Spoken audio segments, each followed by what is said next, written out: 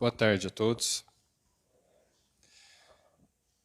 É sempre muita alegria quando a Elenir nos comunica, né, sobre as datas de palestra, né.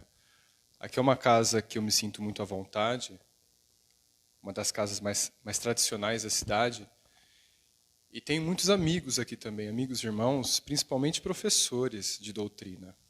Elenir, a Lucimara, o Nélvio, o Carlos, que trabalha comigo nas escolas, né?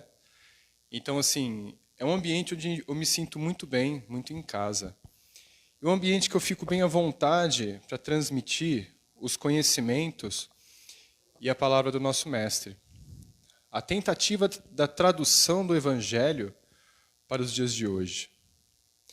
E hoje, não diferente, né, nessa tarde quente, como diria o Chico, né, a gente evolui no suor ou nas lágrimas.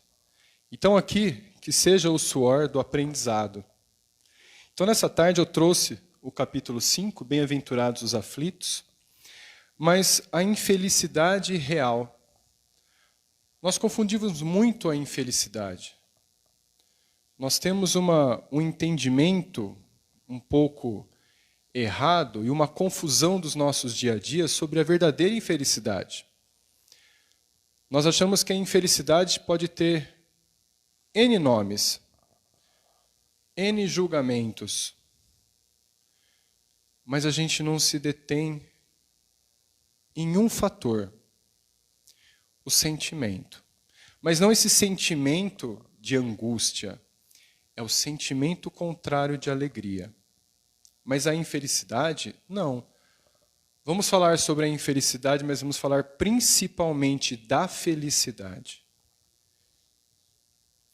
Então, quando a gente fala sobre infelicidade, vamos ver o termo da infelicidade segundo o dicionário português. Olha que interessante. Condição do que é infeliz, característica ou estado infeliz. Estado infeliz. Um momento. Circunstância ou situação que possui efeitos nefastos. Desastre ou catástrofe. Circunstância repleta de infortúnios, em que há dor ou desgraça. Desdita.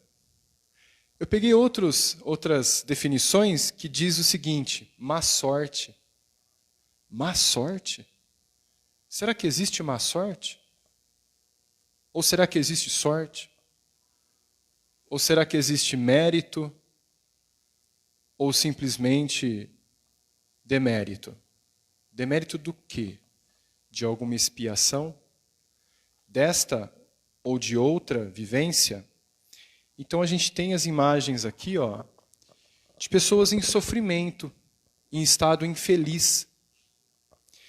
Então a gente começa a aprofundar na literatura espírita, nós vemos o Evangelho dessa infelicidade real, que diz o seguinte: para julgarmos de qualquer coisa, precisamos ver-lhe consequências.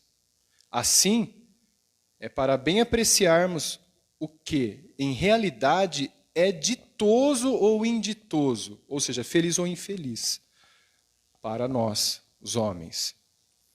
Precisamos transportar-nos para além desta vida, porque é lá que as consequências se fazem sentir. Então, quando há um mal, que a gente não encontra uma origem, se não é nesta vida, precisamos refletir com a calma da bússola do nosso espiritismo, da nossa doutrina, as nossas vidas remotas. Porque a todos nós temos comportamentos que há centenas de milhares de anos nos acompanham. Já fomos opressores, já fomos assassinos, já desgraçamos vidas, famílias. E nesse momento de transição planetária, que alguns dizem que são as últimas chances dos espíritos mais cristalizados no mal, aqueles que não conseguem evoluir, que não querem aprender e ver a luz. É aqui que está acelerando o processo de mudança, de transformação interna. Não é a transformação externa. O mundo de provas e expiações está deixando-se para trás. Nós temos mais provas do que expiações hoje.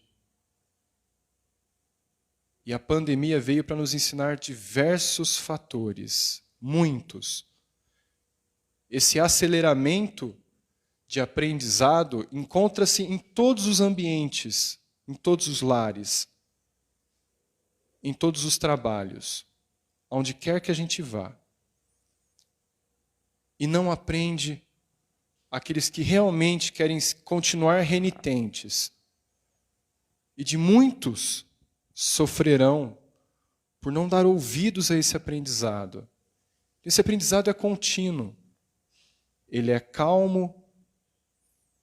Ele muitas vezes é sutil, numa simples conversa, ou num simples erro, que a gente chama de erro do destino, de uma má sorte que pode nos alcançar. Eu trago alguns exemplos das causas de descontentamento. Então a gente tem o materialismo, é a principal causa do descontentamento. Mas eu queria ter mais.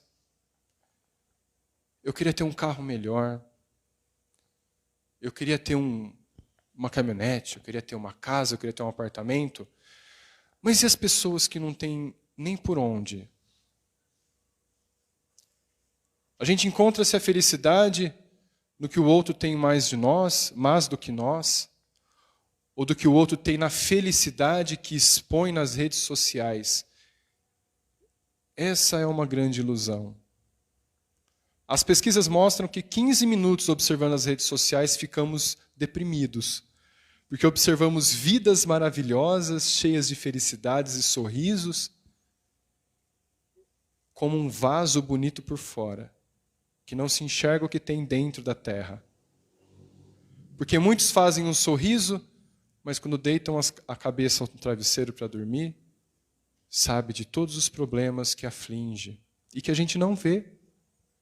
A gente só gosta de expor a nossa felicidade, o que há de melhor de nós. Isso por um ponto é bom, mas por outro.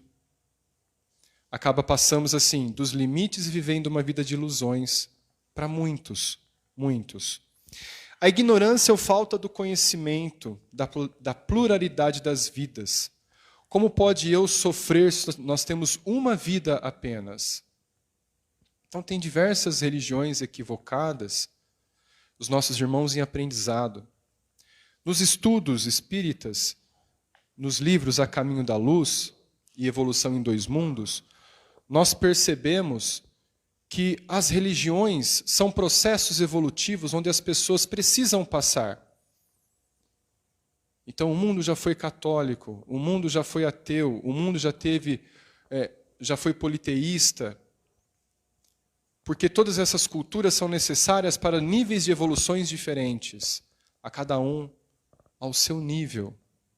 E se hoje somos capazes de entender a pluralidade das vidas, nós temos então condições de entender as causas e consequências. A falta de religião. Hoje em dia nós temos muitas crianças, que até são discussões no grupos de estudos, muitos ateus, mas não são ateus. Eles têm uma fé muito maior do que muitos religiosos. Se dizem ateu porque não conhecem palavra diferente de não acreditar numa cultura antiga, onde um senhor de barbas brancas sentado num trono fica julgando todo mundo. É isso que eles não acreditam. E é essa nova geração de duvidar das religiões que vão dar espaço a uma nova religião, a do amor, a da caridade. Porque não precisa ser religioso para ter o amor e a caridade ao próximo. Há muitos médicos que se dizem ateus, mas os seus próprios comportamentos já é uma vivência de caridade e de amor. Eles não precisam de religião. Então nós temos no livro nos domínios da mediunidade, onde nós estamos estudando com um grupo, e tem um exemplo muito interessante sobre o que é a felicidade. Olha que interessante. No capítulo 10, intitulado Sonambulismo Torturado, esse livro é de André Luiz, psicografado por Chico Xavier. Diz o seguinte: o orientador Aulus, que veio com a equipe de André Luiz e Hilário para poder estudar a mediunidade em diversos grupos espíritas, e sobre as pessoas também que vêm acompanhadas com seus obsessores. Então, nesse capítulo 10, Aulus explica: o poder divino não nos aproxima uns dos outros sem fins justos. No matrimônio, no lar ou no círculo de serviço, somos procurados por nossas afinidades, de modo a satisfazer aos imperativos da lei de amor, seja na ampliação do bem ou no resgate de nossas dívidas, resultantes do nosso deliberado contato com o mal. Nós temos contato com o mal hoje? Não. Mas e no passado? Graças a Deus não lembramos, né? Então nós somos aproximados constantemente de círculos de amizades, dentro do nosso trabalho, de pessoas que nós enlaçamos algo ruim no passado. E que Deus, por sua infinita benevolência, nos proporciona uma oportunidade de fazer diferente. Então, se nós somos perseguidos no trabalho, nós temos a oportunidade de reagir diferente hoje, entendendo as vidas passadas. Se nós estamos numa posição hoje, se nós temos os bens materiais necessários hoje, é porque nós somos capazes e temos que aprender com o necessário hoje, agora, para que possamos desfazer esses laços antigos que foram equivocados. Eu digo equivocados pela falta de conhecimento no mundo melhor, no mundo maior, no amor maior ao próximo. Que nós possamos agora entender essas relações e poder ter calma para tratar com esses episódios ou desses episódios de forma diferente. Dar a outra face para um tapa não é oferecer a outra face para um novo tapa. É você ter uma ação diferente deste tapa, do entendimento, do amor e da caridade. Então, nesse capítulo, explica o matrimônio. E olha que interessante. De certo, nosso companheiro na atualidade não se sente feliz, porque chegou a casa um casal e o marido não estava tão contente assim. A mulher tinha obsessores, um obsessor, por sinal, que entrou em possessão com ela. Possessão. Então, Aulus está explicando o fato para a equipe de estudos. Recapitulando a antiga fome de sensações, aberou-se da mulher que desposou, procurando instintivamente a sócia de aventura passional no pretérito, mas encontrou a irmã doente que obriga a meditar e a sofrer. O que eles fizeram no pretérito, na vida passada? Ele seduziu esta mesma mulher, que era enteada de um senhor com grandes finanças, grande poder aquisitivo, e ele instruiu a moça a colocar veneno na comida do senhor, até que ele veio a falecer. E ele virou um obsessor naquela vida. E nesta vida de agora, deste casal, foi dada a oportunidade dela receber esse mesmo padrasto como filho, no início do casamento deles. E por medo da responsabilidade, ela abortou. Então imagina que uma reparação que ia ser concedida foi abortada por uma ação dela própria. Consciente. Imagine como a entidade ficou, como o reencarnante deve ter ficado. Num segundo assassinato. Então ele veio à possessão. E por que foi permitido? por um reajuste. A enferma fortalece-a em espírito para recuperar-se como é preciso,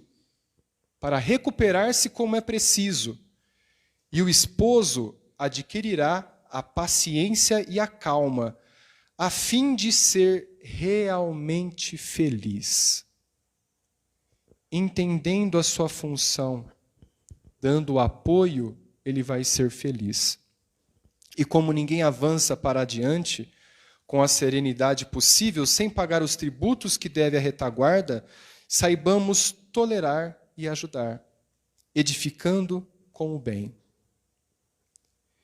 Então, essa mensagem é muito importante e nos remete a isso.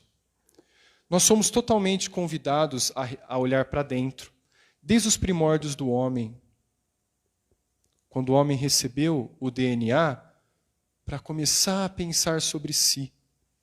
E hoje, nós estamos de cara conosco mesmo. E por que isso é necessário? Como diz Sócrates, conhece-te a ti mesmo, para que possamos entender os nossos defeitos, as nossas imperfeições, para atingir a plenitude da evolução espiritual. E dessa forma, eu fecho a nossa palestra com todos os nossos problemas que nos afligem. Quando o Chico ficava muito ruim, ele pediu socorro a Emmanuel, e Emmanuel trouxe uma mensagem de Maria, mãe de Jesus. E ele guardou essa mensagem num papelzinho do lado da escrivaninha dele. E toda vez que os problemas atingiam o Chico, ele lia esse papelzinho que dizia: isso também passa. E dessa forma, como aprendizado, a gente vai tendo noções do que é necessário com calma, com cautela, para que a gente possa atingir o nosso objetivo, que é a evolução. Tudo é um aprendizado, mas olhemos do passado para o futuro, para que nós possamos ser melhores. Muito obrigado, uma boa tarde a todos. Vamos fazer o encerramento. Vamos todos fechar os olhos, nos acalmar, pedindo a Deus nosso Pai, a Jesus o nosso Mestre,